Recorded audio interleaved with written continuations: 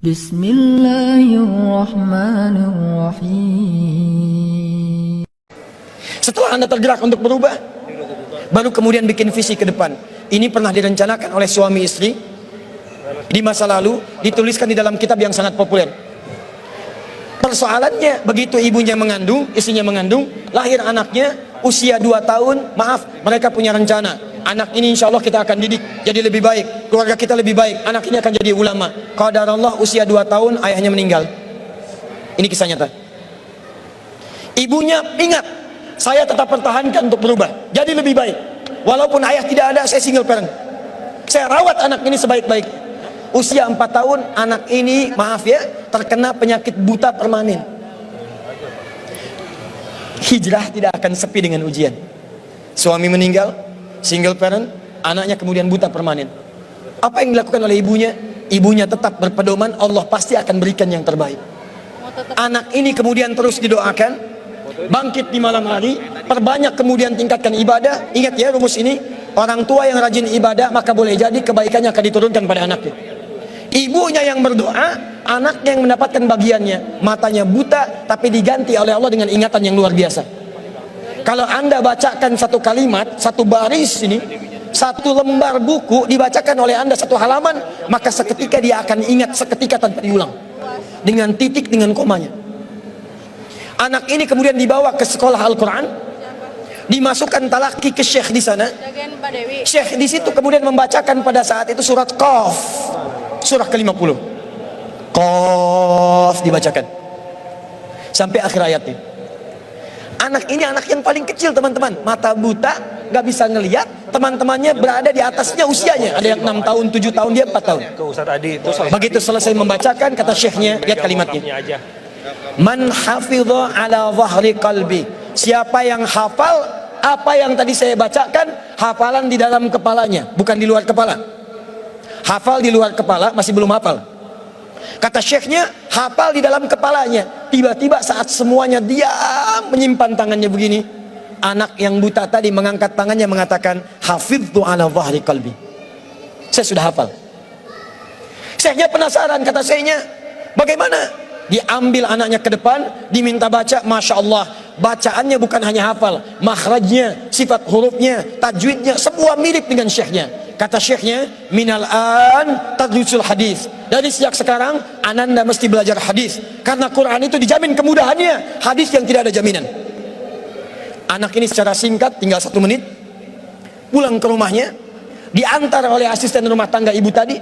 Begitu nyampe di rumahnya, wajahnya gembira, mengatakan pada ibunya, ummi, ibu, tadi saya dipuji oleh saya begini, ada kejadian begini, saya seperti ini. Kata anak ini, minal an uridul hadis, ma, sekarang saya pengen belajar hadis.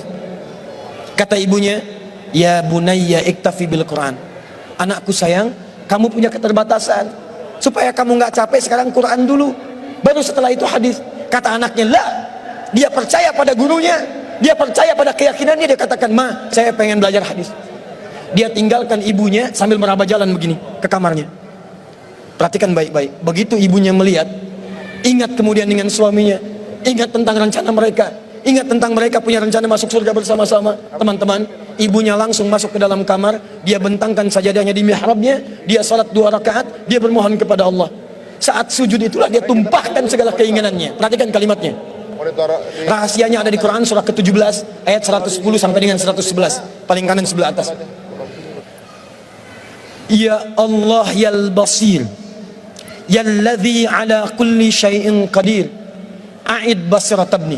Saya mau akhiri, ketika tumpah air matanya dia katakan, ya Allah yang maha melihat, mohon kembalikan penglihatan anak saya. Yal basir, yalladzi ala kulli syai'in qadir, a'id basirat ibni.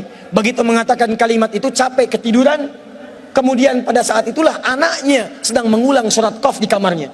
Begitu ibunya mengatakan yal basir, anaknya sampai pada ayat ke-22, laqad kunta fi ghaflatin min hadza fakashafna 'anka ghita'aka wa basaruka al-yawma hadid. Ibunya menyebut yal basir, anaknya sampai di ayat wa basaruka al-yawma hadid. Dulu pandanganmu tertutup, sekarang kami akan buka, kamu akan melihat setelah ini dengan setajam-tajamnya. Ayat ini sebetulnya kemuliaan akhirat, tapi diturunkan mendapatkan kemuliaan dunia. Tiba-tiba setelah baca ayat ini, ibunya berdoa, bersamaan kalimatnya, tiba-tiba terbuka pandangannya. Anak ini bisa melihat kembali. Saking kagetnya dia lompat, dia kejar ibunya. Ummi, laqad ra'ait. Ma, saya bisa lihat lagi. Ma, saya bisa lihat lagi. Ibunya kaget kemudian terbangun. Dia peluk anaknya, dia katakan, "Nah, mungkin kamu melihat bukan dengan hatimu. Kamu melihat bukan dengan matamu. Rubbama ra'aita biqalbik, laisa bi'ainik." Mungkin bukan matamu tapi hatimu. Waktu habis. Kisah belum selesai. Tinggal 1 menit. Boleh 1 menit? Lihat sini. Kata anaknya, "Mah, saya melihat dengan mata saya. Ini mama pakai baju ini. Di sekitar kita ada benda-benda ini." Allahu Akbar. Ibunya kemudian yakin anak itu bisa melihat. Dipeluklah anaknya. Keduanya kemudian menangis. Dan ibunya sejak saat itu yakin bahwa anak ini punya kemuliaan besar di masa depan. Maka disekolahkanlah kemudian tempat-tempat terbaik. Belajar hadis terbaik. Diingat segalanya. Cepat luar biasa. Anak ini kemudian dikenal dengan luar biasa di masa depan. Nama anak ini adalah Muhammad. Bapaknya yang meninggal namanya Ismail. Kakeknya namanya Ibrahim. Kakek buyutnya Al-Mughirah. Eyang buyutnya Al-Bardizbah. Tinggal di kecamatan Ju'fah, di Kabupaten Bukhara, Provinsi Khorasan, negara Uzbekistan sekarang.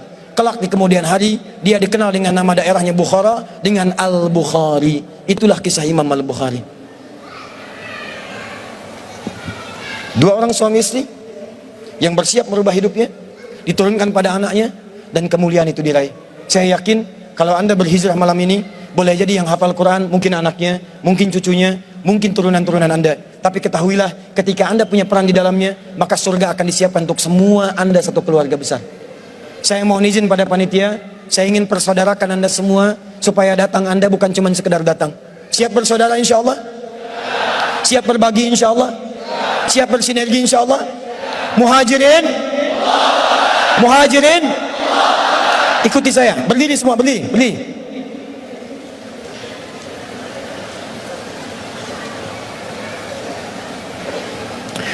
Bismillahirrahmanirrahim. Allahumma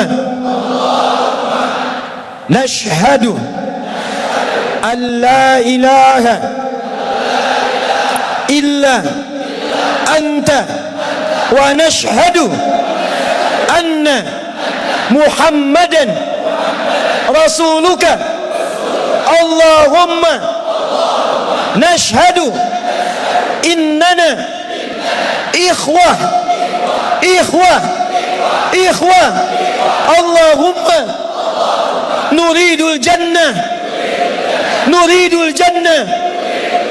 ma'a ikhwatina ma'a rasulina ma'a ashabina ma'a ummahatina abaina jiranina. Ya Allah, kami bersaksi Engkau Tuhan kami, Engkau satu-satunya Tuhan yang layak diibadahi. Kami bersaksi Nabi Muhammad Rasulmu yang kami cintai. Ya Allah, kami berjanji di malam ini kami bersaudara. Ya Allah, kami bersaudara. Ya Allah, kami siap berhijrah. Ya Allah, ya Allah, berikan kami surgamu, berikan kami surgamu bersama Nabi-Mu Muhammad sallallahu alaihi wasallam, bersama sahabat-Mu ya Allah, bersama sahabat Nabi-Mu ya Allah, bersama orang-orang saleh ya Allah, bersama ibu kami ya Allah, dengan ayah kami ya Allah, dengan anak-anak kami ya Allah, dengan keluarga kami ya Allah. Ya Allah, kami mohon masukkan kami dengan teman-teman kami ini ya Allah ke surga-Mu ya Allah. Allahumma ishhad, Allahumma ishhad, Allahumma ishhad. Alhamdulillahi rabbil alamin. Duduk teman-teman.